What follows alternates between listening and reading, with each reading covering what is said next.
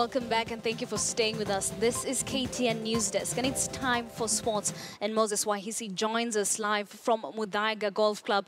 Moses, what is happening in the sports world?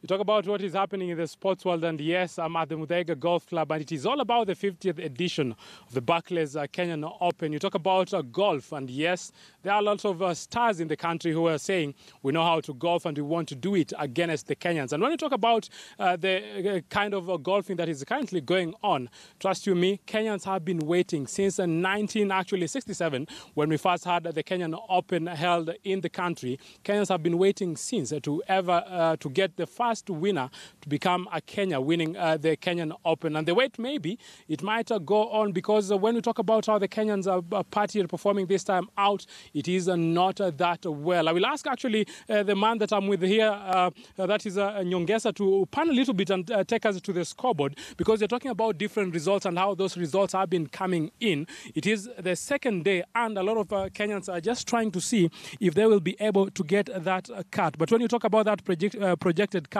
it seems like things are not going the Kenyan way, because as we talk, the person who's leading is actually Johansen Christian Kriogan, and is leading with an 8 under par. He's finished his day's tally, now he's getting some rest, maybe just checking and waiting to see how the others will be faring. On the second position is Orion Max. But when we're talking about the first and also the second position, we think about how the Kenyans have been faring.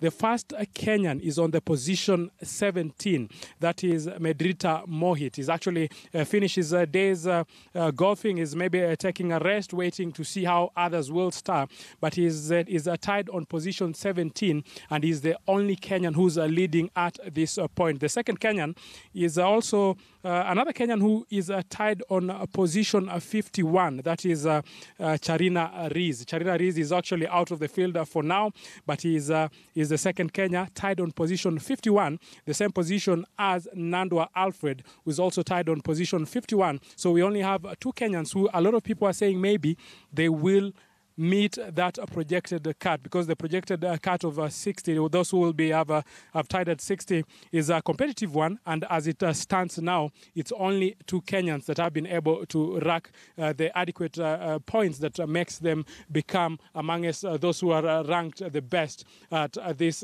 time out. It is not an easy for the Kenyans, but they are trying as much as possible.